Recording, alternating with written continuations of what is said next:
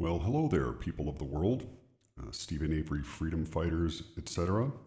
Here I am with another part 9 to my video series, which is going to be the last part of the video series. Why is it the last? Because I've finally done it. I believe, anyway. I've figured out what happened, who did it, not necessarily pinpointing who with names, but who in the general sense did it, and how they did it, how they went about doing it. I'm going to continue to keep my identity hidden, because if what we have seen here in this Avery case does happen to go higher than any of us think it does, the example I'm going to use is when Wisconsin Attorney General at the time, Peg Lautenschlager, reviewed the Manitowoc case from 1985 and swept it under the rug politically, saying, well, maybe it was a one-time shot. That I could at least maybe understand. All those guys were retired as a one-time thing, but still, justice should have been done because there was an injustice done.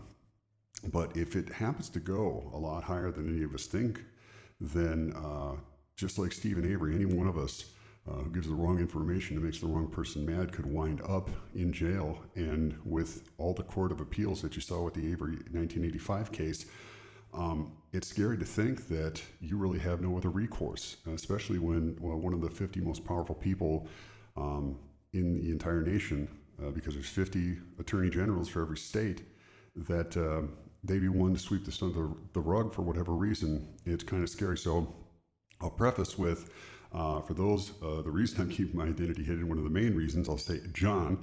Now I just say his first name because I think that'll be enough to hopefully prevent him from wanting to come after me. But if, say, the people up there decide to call him down here and have him do his dirtiest magic like they did up there, then that would be very bad. And you will guaranteed hear about it in the media, because I've taken great steps to ensure that numerous people have numerous pieces of documentation. So I would hope that you would make sure, John, that you would stay put and not even try anything, because I'd hate to find out what really happened to Mike. So if I can maybe figure this out, then I'd hope that I wouldn't have to go digging in there, because all I had here was time and a few posts online.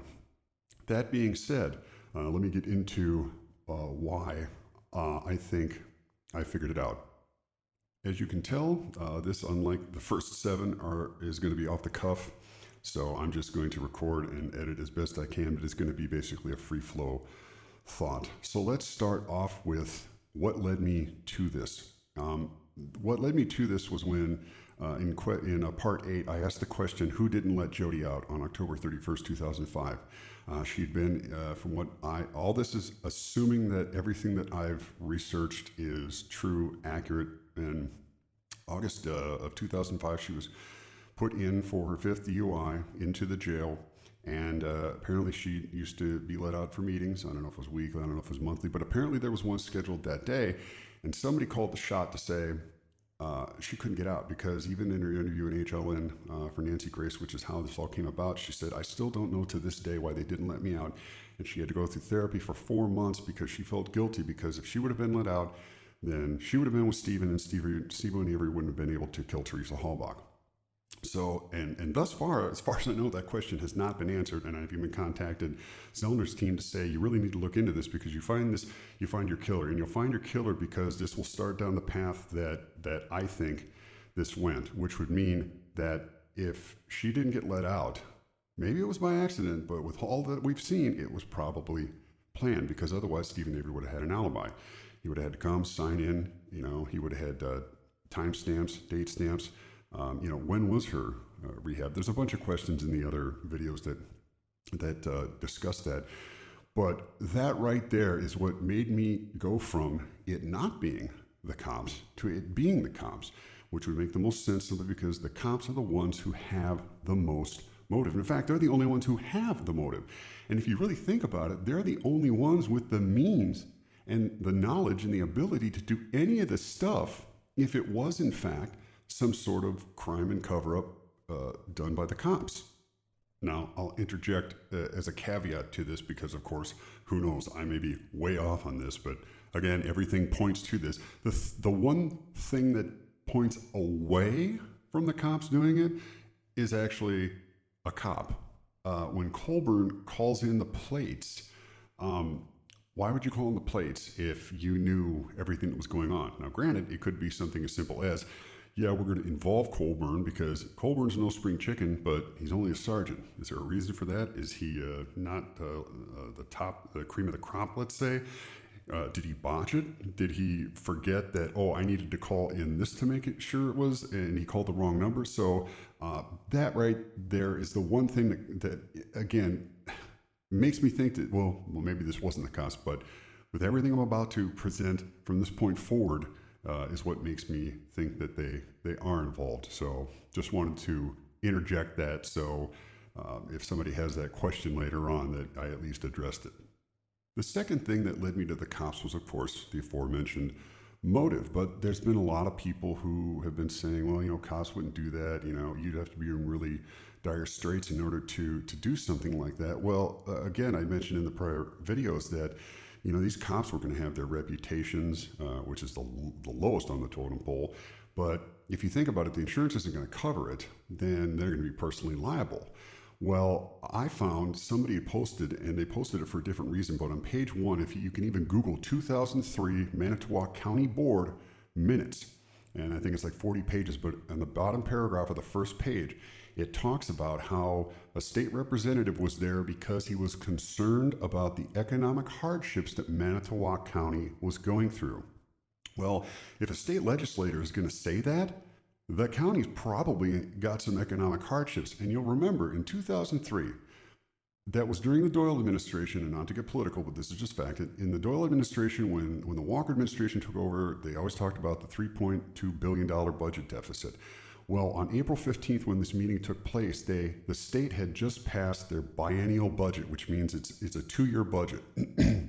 So with the budget already having the money allocated to where it was going to go in 2003, and Avery filed his case in 2004, by the time 2005 rolled around, this is going to be big trouble because the state was in a major deficit. The state had just passed the budget, so all the money's used up, so they couldn't petition the state to say, hey, can you help us out here? The insurance company wasn't going to cover it. And also remember that this is 2003, 2 years after 9/11. So the economy wasn't really doing that good. And in March of that same year, mere days before the meeting, we started bombing Iraq. So, all the monies were elsewhere. So you've got that coupled with this economic hardship. And now all of a sudden you add a $36 million lawsuit to a county of 70,000 people. That's a lot of money. So if you're in that situation, just like any insurance company, just like any bankruptcy, they're going to take all the money that they can, as much as you have and anything that you have to cover the expenses. So if you have to sell your house, you don't get that money. They get that money. If you have to sell your car, they will sell everything of yours, which basically would leave these cops who are involved, their families out on the street, they take their pension. And not only that, they would more than likely, and of course, if this is not correct, please correct me, they would probably end up going after either the salaries or more than likely the pensions of all the Manitowoc sheriffs, if not all the officers, just to get that money because, hey, it was your guys and your guys' fault. So, kind of like the one bad guy on the football team, the whole team kind of, loses the game because of it.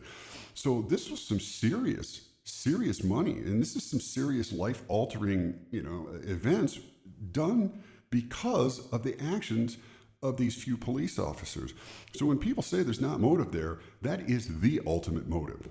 I can't think of another motive that would be greater than that right there. And now we've got written proof that the economic hardship was there. So that was one of the things that again, led me in the direction that the cops might have done this. So then, how many cops were involved? Who was involved? Well, I'll be upfront with you. I don't have that answer, but I can guess who the main players would be. You have things like Sheriff Peterson basically saying if we wanted to eliminate him, we would have eliminated him. You've got, Wiegert, Fossbender, Remacher, people from 3 different departments, all almost seemingly working together. You've got, Colhane, the the lab tech who, fudged the magic bullet and also did, other things. You've got Ken Kratz, you've got Sheriff Poggle.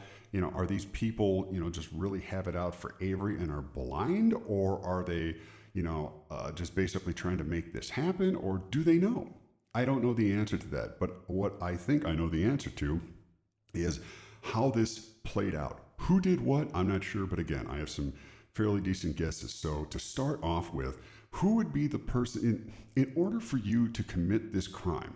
You would have to have a plan. You would have to have a place to do it. You would have to have a place to dispose of the body. And with that plan, things like, what are we going to leave there so that we know it's Teresa, so that we can frame Avery? And, and you've got to frame Avery too. Not only do you have to do this and get away with it, you've got to frame Avery. So who's going to do it? Who's going to put certain plans into action? Who's going to pull the trigger? Who's going to do the disposal? Then you have the planning stage where you find out all the stuff you need to know. Drive times, times that the Averys go to sleep, days that the Averys go up north, procuring the burn site, the burn location, how long it will take to burn the body, ways in and out of the Avery salvage yard, which I guarantee you was done by Colburn.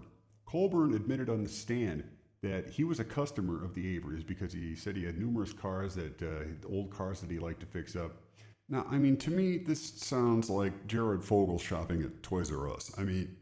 It could be legit, but knowing what we know now, I have a sneaking suspicion that it was for rather nefarious purposes rather than your standard run-of-the-mill, I need a part.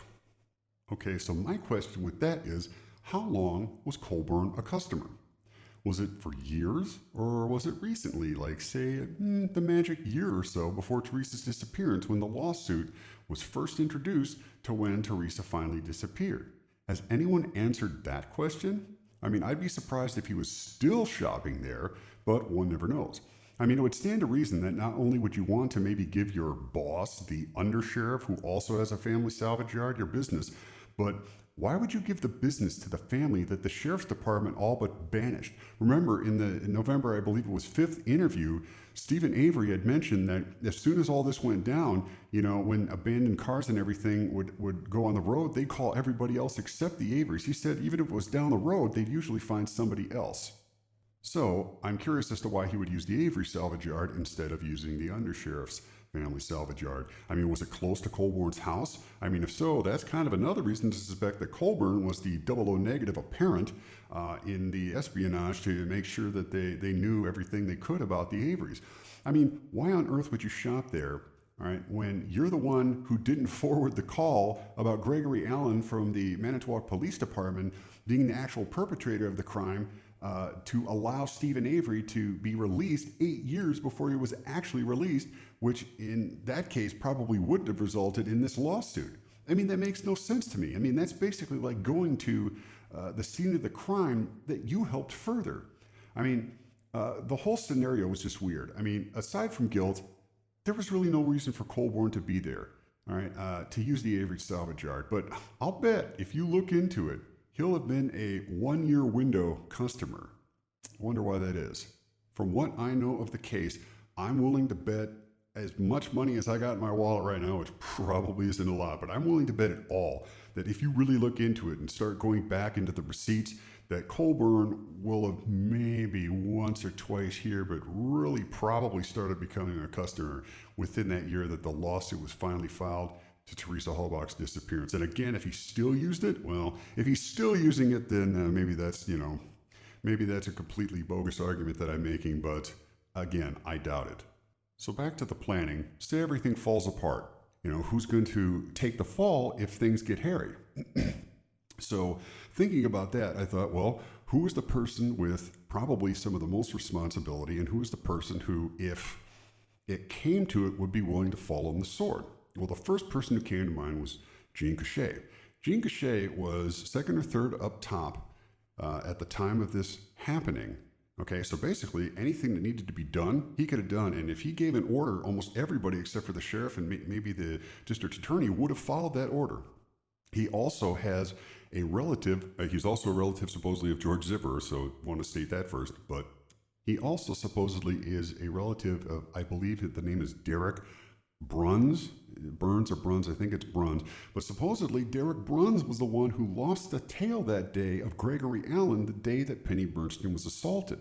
So he'd kind of have a lot to lose, especially if he had something to do with, having that guy tail him or giving him instructions, that sort of thing. I mean, something to where you can point to Gene and say, hey, you're responsible. Also, there's factors such as, Gene was the one who drew the sketch, supposedly off of Penny Bernstein's description, but now we know from Making a Murderer that that's not the case, that he drew it, and I even posted it on Twitter. I put the drawing right next to both Stephen Avery and Gregory Allen, and, well, guess what? It looks like Stephen Avery. And he had it framed. He basically framed his framing as a meme said, which is really odd. And then he also said something that is mind-boggling to somebody who's that high up in any law enforcement organization. He said, well, I trust my sketch more than I trust DNA. Well, DNA is kind of like the universal, this is exactly who this person is. So to refute that is kind of odd. But he also said, because DNA can be fabricated. Well, that's odd for a law enforcement officer to say in a deposition, but are you foreshadowing something, Gene? So Gene Kusche's got all this working against him, all right? But Gene Kusche died. I think it was a month before the trial started. Did he know he was in ill health? I mean, the guy wasn't very fit. The guy was, I think they say, Wisconsin thin or a little bit bigger than that. So if he knew he was in ill health, that's your Jack Ruby right there. All right, Jack Ruby shot Lee Harvey Oswald. They say, why'd you do it? And, well, I'm not talking. And he died. He took that to his grave. So if there was somebody that was willing to fall on the sword if things got hairy and they started getting caught, Gene Kusche would have been the perfect candidate. He's got everything necessary for all this to take place. So basically, if it was, well, just make sure you take care of my wife and kids and whatnot, everything's set. And of course, there's also, I got to mention this, there's also a couple of threads out there that said maybe he didn't die. So, I mean, there's that possibility as well. I didn't look into that, but I'm assuming that, Gene Kusche did die and that this was the case, that he would have been the fall guy. So then what happens next? You got the fall guy who is willing to plan it out or at least do the certain things to where if, things start going bad, he can just say, well, I did it. It was my idea the whole time and I'll take the punishment for it. Well, now you need a trigger man. But first, you need a place to do it. So if you're going to set somebody up for a murder, you've got to make sure that a person that you're targeting as your victim is where you need them to be so that you can do what you need to do in order for the processes in place to go through so that you can pin this murder on somebody else. So the first thing would be to pick a victim. Well, who's the victim going to be? Now, I'm going to preface this because I don't know if it has anything to do with it, but it's worth mentioning because it's very odd. Teresa Halbach, her real dad, Richard Urban Halbach, died, I believe it was May 7th, but I know it was 1988. He died in Florida near Cape Canaveral. There was no obituary ever that I can find either in Wisconsin or Florida.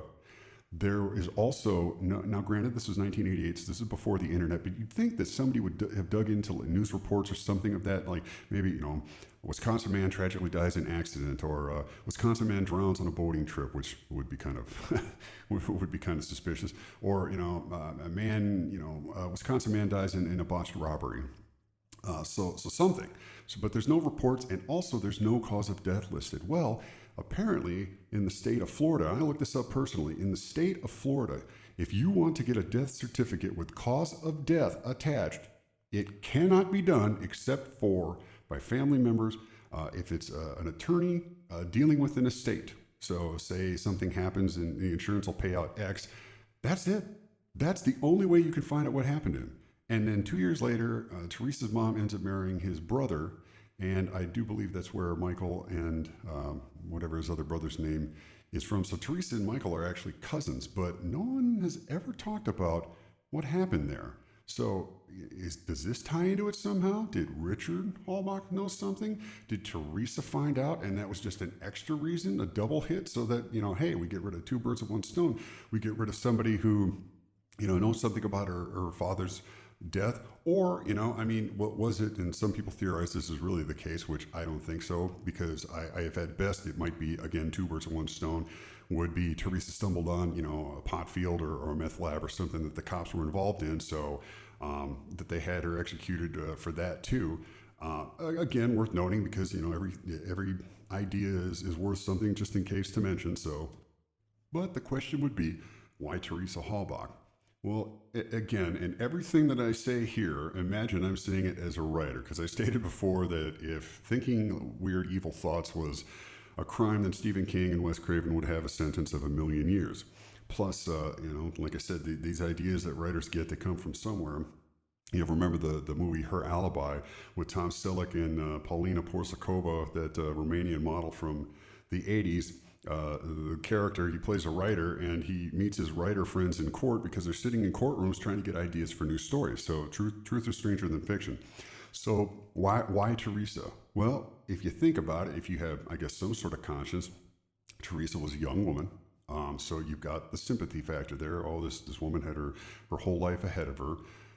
She doesn't have any kids, so it's not like if you decide to dispose of her that you're going to leave a couple of kids as having to suffer through life. So again, so to assume that these people who are going to murder her had a conscience, which of course, stranger things have happened. But why would they pick Teresa? Well, Teresa, with those other qualities, probably was merely just a victim of circumstance, because if you're trying to frame Stephen Avery, you have to have, first off, something that he would have a believable motive. Right, she's female. If it was some guy that they ended up killing and he got into a fight over it, well, there's nothing in his background, but he did have certain things where he had the cops called in on him for Jody, who I'm guessing was probably drunk. They don't say that. So this would be a little bit more believable when you're trying to establish the motive for Stephen Avery killing Teresa, and then of course opportunity. How many people, females, would go over to his property? Well, the other caveat to that, and this is kind of where it all fit together for me, was how would they get her where they needed her in order to make this happen and somehow pin it on Stephen Avery? Well, accidentally, I stumbled across it right when I was about to give up, kind of like the movie Real Genius, where the Kent, sabotages his laser experiment, but that gives him the idea to actually make the laser that they were working on work. So if they were to take Teresa and murder her and dispose of her body, everybody kind of knows how that played out. Obviously the truck landed there. Obviously the blood was planted. Obviously the bones were. I'm not really going to go into a lot of that because I don't think that's necessarily important, because just like with Jody figuring out why she wasn't let out, that's going to be the key to start this cascade, because once one person starts talking, I think they're all going to start talking. But if you find out how this happened, it might give you clues to lead to the other to tie it in. So how would you get her to have the opportunity? Well, you probably don't want to do it on Stephen Avery's property because he's kind of leery. There's always people around. It's a retail establishment. So how would you make that happen? Well, the idea of Mr. George Zipperer, which is a relative of Gene Kusche, and I will state for the record that one of the reasons, again, that I went towards the cops was because supposedly people are believing that, George Zipperer might have shot her in the head thinking she was a trespasser, and that he called Gene Kusche and then they took care of it from there. I don't find this believable simply because, old man Zipperer is an old man, even loony or not, crazy old man or not. Why? And I'm thinking about what would I do if I were Gene Kusche or anybody? Would I stick my neck out for this old man when I'm trying to frame Steve Avery or get past this lawsuit myself? I got more important fish to fry. I'm going to stick my neck out to help him murder her or dispose of her. And you've also got the factor of, why would he shoot her? All right, he's an old man. He lived in the country. People, I know people who own land. People trespass all the time. Usually it's, I didn't know where the boundaries were. All right, plus she was a 25-year-old skinny female. What was he afraid of? What would he have shot? And don't you think a couple shots in the air or get out of here yelling at her would have made her run? I mean, it just doesn't make sense. Yeah, okay, maybe if the dude's loony, but so if I were Gene Kusche, what would be what would be in it for me? It wouldn't make any sense. Also, if it was that, oh wow, now we've got this, well, let's put this plan into action, involving all those people doing all that stuff within hours of notice, calling, I got buddies, and you got work buddies. You could say something as simple as whatever. It's like, hey, you want to I don't know, take this this box of paper. You know, you got, well, I'm not going to do that. I can lose my job. How are you going to know, you know, right at that moment without planning beforehand who would be down with helping commit a murder and dispose of to frame Stephen Avery? That sounds to me like something that's going to be pre-planned. So back to my original point. If I'm under the assumption that this is planned, how are we going to get her where we need it to be? We need her to be. So if George Zipperer, all right, old guy, again, probably a fall guy, maybe was compensated, maybe he was in on the drug kingpin thing, and maybe he owed somebody a favor. Maybe Jason got busted for drugs, so in order for him to get a lesser sentence, he decided to do a favor. He might have said, well, you can use my land, but, you know, I don't want anything to do with it. It could be that, you know, Jason, it's like if Jason is in jail, then all his land, say if he goes and Joe Ellen goes, who's the land go to? He maybe doesn't want to give it up. He maybe wants to see it at least go to Jason, because that kind of stuff I've personally seen happen. So whatever his reasons, my theory is that he decides to let them use his yard for the hit. So whether or not he's the trigger man, I don't know. That's almost irrelevant. Not irrelevant in the sense of it's not important to the case, because obviously the trigger man is the person who actually committed the murder. So finding that person is going to be priority number one in solving this case. Irrelevant to the point where I'm trying to find out how this happened. The trigger person obviously happened, or, you know, maybe they hit her with an axe or a club or something and did the bullet later. But either way, how this all came about to where they got her to the spot where they needed to. But I will say that it does add an interesting wrinkle, because somebody brought up a gentleman by the name of Andres Martinez. I'm just going to call him Andre. Andre Martinez, who had spent most of his life in prison, supposedly was the one who told Barb Jonda during a visitation once that Stephen Avery and Brendan are innocent. So where would this guy fit in? The only reason that apparently he fits in is because he was a regular customer. He supposedly was there on October 31st, and he also either, I can't remember if he was there on November 5th, or Pam Sturm, when finding the vehicle on November 5th, thought she might have seen him. This leads me to a possible wrinkle, and again, this is just something because of how it ends up that I think is more of a fictional writing interest point. But if you were going to have somebody who was a trigger man, wouldn't you want somebody that would be guaranteed not to talk or guaranteed not to get caught? Now, granted, the more people you add into this, you know, the more people you have to talk, but the cops are brothers, you know, so if anyone's not going to talk, it's going to be them. So why would you add some outside source like George Zipperer or Martinez? So, you know, I mean, you know, there's a theory, you know, Martinez is like, well, I'll go ahead and pull the trigger because I want to hit my wife really hard because I'm really sick of that wench. And this will give me the opportunity to do that. And yeah, I could take the hit for you both. Maybe he got paid.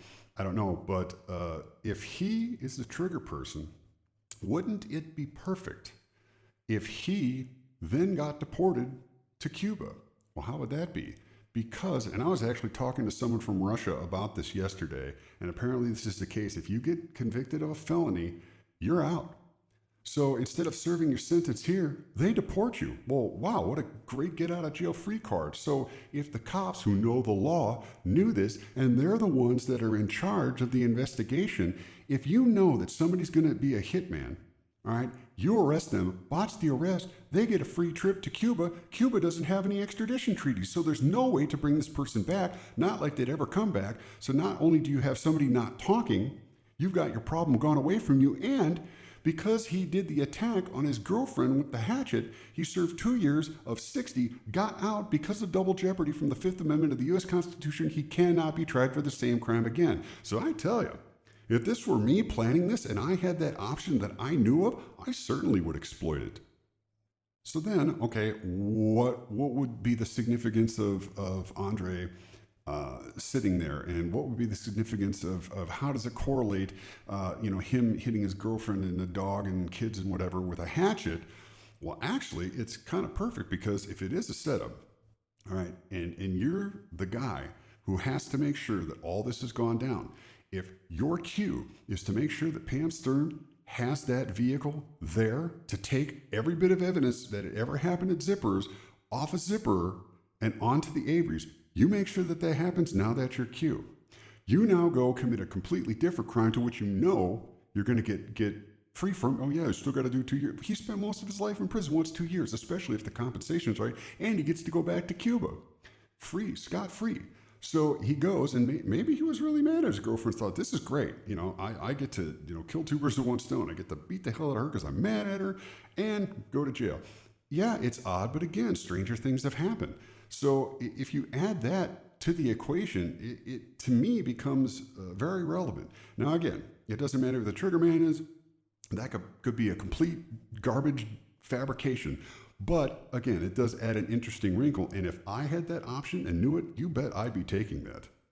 So while I'm on the subject, I'll mention, okay, well, if that is the case, regardless, the significance of the Zipperer property never being searched kind of culminated, and that's another thing that kind of gave you the heads up on this, is apparently, even though it's supposed to be slated for like a year, George Zipperer's garage is torn down. They sprayed the hell out of Avery's place with luminol. Did they get a tip and decide that they want to maybe try to get evidence out of the... And either way, if it's a concrete floor, it doesn't matter. Gravity is the law. Blood obeys the law. If there's any blood, it would be on the floor. You might not be able to test who it is. The DNA would probably be denatured by now. But either way, you'd at least have a presence of blood in a garage, to which, as far as I know, he didn't do any cutting up of deer or anything else like that. But if you do the crime on the Zipperer property, okay, and the police have to this day never searched that property, what better way to cover up your tracks? Because if you know that Stephen Avery is going to be gone during the weekend, and you know that you only have one shot at doing this, even if it's a few days away, you have to wait for that moment to where you can plant that vehicle. Once that vehicle's planted, it's the Averys, and it literally no other suspects, and you have the Denny rule, to which it's not allowed in court. So you've got everything now pointing to the Averys. It's almost a perfect plan. The only thing Zipperer had to do was keep them off his property. Oh, wow, I don't want to get that belligerent old man. And then he even says, well, if she was on my property, she'd be a trespasser, and I'd shoot her. And I didn't make a phone call, which should have been a tip for anybody. But of course, it was supposedly a telemarketer. But even though he said this, even though he said, I'd shoot her if he was a trespasser, well, why wouldn't they look at that? All right, well, what if he did get caught? That would be kind of a nice defense, wouldn't you think? For an old guy who's probably going to kick it soon anyway. Jack Ruby, Gene Kusche. So to me, the only reason he said that was for that reason. But again, the whole point was to wait until the RAV4 got put at the Avery property when the Averys were up north. And if Andres Martinez job was there to sit there and make sure that happened, and then did his thing to take, any notice, like, well, why would he kill Teresa, then go and hammer his wife? I mean, he already got convicted of a crime. Besides, even if that was the case, then the cops could say, well, we're just going to do Avery's here. So I really think that Andres has a valid place in all this. But again, the whole point of me saying this is to say, how did they get her to the Zipperer property? Well, first off, you'd have to have somebody who would be somebody who travels, because otherwise, why would they be there? So again, Teresa fits that bill quite perfectly. But how would you get her there? And then frame Avery for it. How would you make it so that it would look like they went to Avery's last, but then you fabricated it to make it so that she actually went to the Zipperer's last? I mean, that's almost impossible. In order for that to happen, you'd basically have to know that Stephen Avery made an appointment. You'd have to somehow make an appointment and perfectly time it so that the distance. But that's the thing, cops know distances and they know what drive times, because that's what they do their entire career. They drive around and they know how long it takes to get in their county or their area, from A to B. But you would have to plan and mark a time. You would have to have Teresa come there, get lost, go to Avery's, which she knew, and then come back and do the murder. Well, it's almost impossible, because one of the main things it relies upon is the element of surprise. Because once you go somewhere the first time, you can't really get lost again, because you've at least been there. I mean, even if you're drunk when you drive there, I mean, you kind of, it's like, oh yeah, I've been here before. Oh yeah, I remember it turned by the tree or that rock or something. So in order for this to work, it's a one-time shot. I equate it to, there's a Porky Pig cartoon from Bugs Bunny things many years ago where Porky Pig's a talent agent, and this wolf comes in. He says, "Hey, I got the greatest act ever." And of course, Porky keeps booting him out. Then finally, after 5 or 6, the cartoon's coming to a close, and he says, "All right, Wolf, show me what you got." And the wolf brings out gasoline and TNT and nitroglycerin, drinks it all, lights a match, explodes. And of course, Porky Pig, "Wow, that's the greatest act ever." Well, then the ghost of the wolf comes in. He goes, "Yeah, but I can only do it once." And then the cartoon ends. It's kind of a long, long way to get to a gag. But the same principle with Teresa. This can only happen once. She would only been able to get lost once because, again, you've got a killer and frame. That's very tough to do. How the hell would they possibly have been able to pull this off? So they would have had to have called in as George Zipperer. Well, I did some research, and it turns out that a telemarketer called it in. Well, apparently the way that it worked was that Auto Trader would either get calls from people, and they would go out, take the pictures, and put it in, and it would run until it was sold, as long as the person paid every 3 weeks. And that's just the way it was. And there was also things called hustle shoots or hustle shots, which if the person wanted same day, which generally they didn't do, but kind of like a repeat customer in any business, you'll kind of jump through hoops. So when Stephen Avery called and said, "I need it that day," they went ahead and did it and said, "Hey, Teresa, can you do this?" She said yes, because apparently Monday was her day to be in that area. Okay, so then and with the telemarketers would basically scan newspapers in that area, call up the Auto Trader and say, "Hey, by the way, this guy X, he advertised in the paper, but he's not advertising in your magazine, so here's his contact information. Why don't you call him and see if he'd be willing to advertise in the magazine?" So it's kind of like a lead. And of course, they'd pay the telemarketing company, which again was based in, ironically, Florida. I don't know if there's anything to that yet, but that's how it worked. So if George Zipperer was called in by a telemarketer, according to testimony that I skipped and I did searches and I ended up reading, I think it was page 92, okay, then that would have meant that somehow they would have had their ear to the ground, even though that's cops, they know what they do. And, even if, druggies give you the information, how reliable is it? And what kind of small talk would people be making to know that Avery was going to call Monday to get his sister's van in? If that was the case, Friday or Saturday, Zipperer would have had to place an ad in the paper, and then the telemarketer would have had to seen it and then said, "Oh, hey, set George Zipperer up on this day," after he knew that the Avery had confirmed it. I mean, it would have been almost impossible. So that's really what had me scratching my head and thinking, I don't know about this cops doing it thing. This is, how would they have done it? How would they have set it up? Because that would have had to happen. So there was also a Spiegel, or whatever his name is, appointment at around noon. So that would have been perfect for the police just by happenstance, because you don't necessarily need somebody before. But if you've got Teresa Halbach leaving the first appointment, go in and try to find the second appointment, not being able to find it, go to the third appointment, and then because she, the third appointment at Zipperer's was on her way home, she, figured she'd stop back, and that's when you get her. How could you plan that without knowing in advance, Stephen Avery's movements? It wouldn't have been possible. So I started to really kind of take this theory and say, well, I guess I'm gonna have to start from the drawing board over again, which is odd because the cops, they're the ones with the ability, they're the ones with the motive. How did they do it? Well, luckily, I did one more search, and I found, and you can look at it, trial day 2, page 37 at the bottom of the page, to page 38, it basically states that a telemarketer had called right after Avery had called and made the appointment to set up. Okay, I didn't really think about this before, but who said a telemarketer called? Because they said they were a telemarketer? Did they have the same area code in Florida? Well, I started thinking, if they had a year to plan this, that could easily be done. I could do it. I've done it where I've called saying it was somebody else as the sales guy just to see, information when they were there, so then I could walk in and, oh, lo and behold, I caught you at the right time. It's a technique. Cops would know this. So if they either had somebody down in Florida, I mean, think about it, a lot of these people were retired. Where do you retire to? You retire to Florida. And honestly, cops, they make a pretty decent living. They got a pretty good pension. So if their spouse has a pretty good job, they could buy timeshares. They could buy, they could have somebody rent a hotel. You could even have to where, they maybe contacted the phone company to their cops. I need this forwarded for a case. They wouldn't ask questions. So, or you could just call and say, hey, I'm so-and-so. Most of these guys are going to check the caller ID. Yeah, I'm so-and-so with such and such companies. By the way, even though no ad was taken out, which is another thing they need to find out, did Zipperer actually have an ad in the paper? Hey, well, yeah, I found this ad. Why don't you give George Zipperer a call? He gave George Zipperer a call, which remember he said he didn't even get a phone call? He gave George Zipperer a call, and lo and behold, he says, yeah, I'd like you here at this perfect time. Gives a funky address to where Teresa Halbach's never been before. There you go.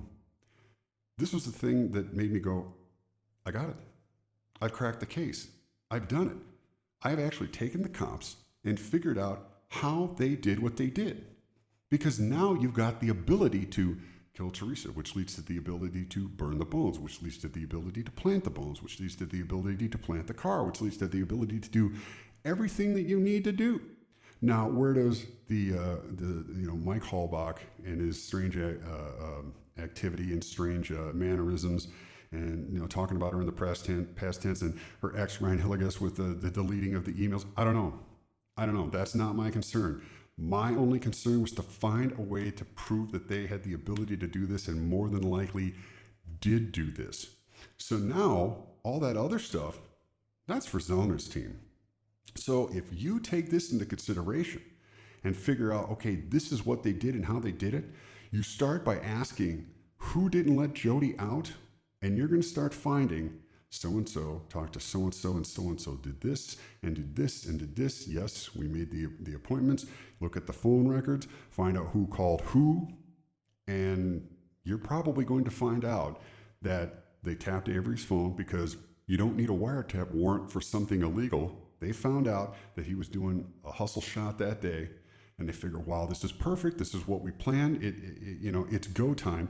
Kind of like when you're sitting at a mall and you're trying to turn left from a mall exit that's not at a stoplight, and it's Christmas week and rush hour. You're sitting there forever. So basically, you're just waiting for that opening. So he says, hey, I got this hustle shot. I'd like to get this done today. And who would suspect? Because there's no way that you could ever possibly plan all this in that short amount of time, knowing that Avery made the phone call that morning. What you do if his phone's tapped? And then all I had to do was call up whoever was on the phone and say, go. Call up Auto Trader, say, hey, I got this George Zipperer guy. Why don't you make an appointment? And there you go. The rest is done. They do everything that they plan. They plant the exact amount of evidence.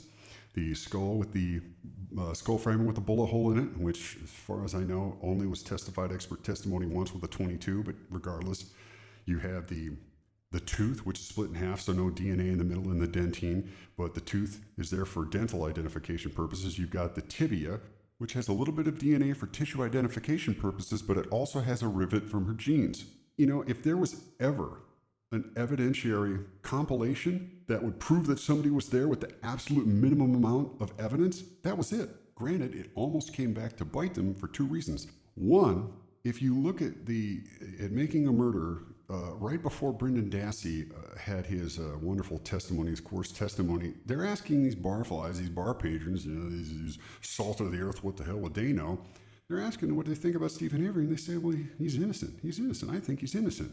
Well, that's a real problem for the cops, because the cops planted the perfect amount of evidence. But unfortunately, it was the lack of evidence and things like the key being found late, all this other stuff to where, I don't know. I'm really questioning this. So the cops have to go to plan B. I don't think they planned this part of it, but I think they realized what they had in front of them. And when they went and interviewed Brendan Dassey, they coerced him into that statement and came up with the magic bullet, which and I addressed that, how they came up with that, how the genes catalyzed their thought and what they did to push him into that. But that kind of bit them too, because they had only enough tissue on the tibia, okay, in order to run one sample. Shucks, defense. I'm sorry, I don't have any more samples for you to independently attempt to refute us. Shucky darn.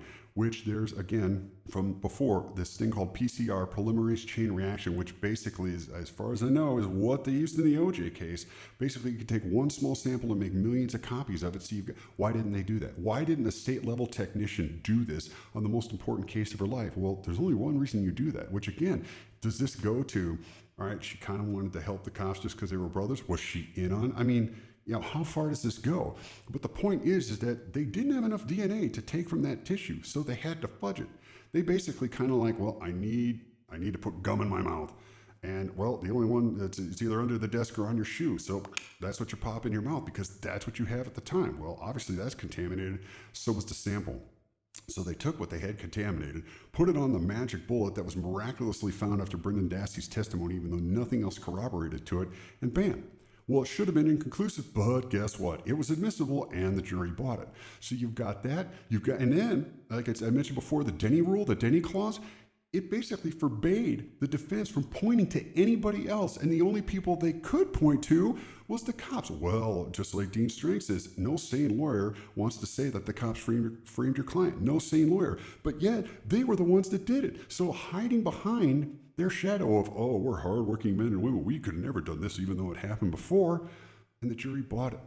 And supposedly the vote was 7 for not guilty, and it all got turned around, and there's other stuff with that, with the car accident. But again, the main point is this proves that maybe not that they did it, but they certainly had the ability to do it. And that was the important part. They had the ability to make this happen. So obviously I spent many sleepless nights poring over this stuff. And again, I'm doing this because I know people who have gone through this because of evil forces that I'd mentioned earlier in this particular segment. So I hope that somebody shares with, I'm going to share this with Zellner's team, that they get to the bottom of this. I really hope that they're not just going to say, hey, look at the EDTA, get these guys free and never find the killers, because again, justice was done for Stephen Avery, and I guess first and foremost, but I'd really like to see justice for Teresa Halbach, or at least find out the truth, what happened. I mean, who knows? Like I said, maybe they just took some DNA and she's really living in Bermuda, and her family goes and visits her every 3 years or something because she loved travel. I mean, we just want the truth. We want the truth, and we want to know that our justice system is fair and just. So I will try as much as I can to respond to comments, but I hope I answered everything that was pertinent in this presentation. So to recap, Kusche probably is a fall guy. Okay, whoever planned it, get all this plan, get everything together, and they're just waiting for a moment to strike. So they've got George Zipperer in the land, and they've got his defense, his alibi. They're both fall guys. They possibly add Andres Martinez because what a great way to have a hitman that you can never try for anything. And they tap Stephen Avery's phone, they wait for him to call, they pretend to be a telemarketer, they set up the appointment that they know Teresa can't get to, but they know that it's going to make Avery the last stop. So she doesn't find it because they make it hard to find. She goes to the Averys and then goes back there. They do the deed. They don't let Jody out to make sure that Stephen Avery doesn't have an alibi. They make sure that they have their story straight with the fire. They go dispose of it. Now, there's many theories on that, whether they used the undersheriff's smelter, whether they used, the coroner that they didn't like. Maybe she was on vacation, didn't anyone find that out? But basically, they burn the body. They get the key pieces of evidence. They wait until Stephen Avery goes up north. Everything's planted. They make sure that the truck is in place. They put her bones there. They have Pam Stern find it. If Martinez is involved, he sees that, goes and does his thing, sets that in motion. And as long as they can hold out as long as George Zipperer's place does not get searched until that car is found on Avery's property, they're scot-free. They're home free. And I tell you, if I were to plan it, that's sure as hell the way I would have planned it. And quite frankly, nothing else makes sense. Because every theory everyone's ever come up with, it's like, okay, well then how? Well then where? Well then when? No one's been able to answer that. As far as I know, I'm the first one to be able to do that. So hopefully we can use this information to then piece together the puzzle, because you usually have to figure out the how in order to get to the why. Now, granted, there's not always a why explanation for everything, but I'm pretty sure we got a good guess. Now, there was I like this story, the show CSI had an episode where this Buddhist monk temple had 4 monks laid out in X, and they were all shot in the 6th chakra. And the 6th chakra is one of 7 chakras, which is where your energy comes from, etc., your chi energy. And the 6th one happens to be in the forehead, right between the eyes. So when they finally find the shooter, they sit him down, and the head guy says, "Well, Why? I want to know why. What was the symbolism there? There had to be a reason for it. Why did you shoot them right there in the sixth chakra? And the guy responds by saying, I don't know, man. I just shot him in the head.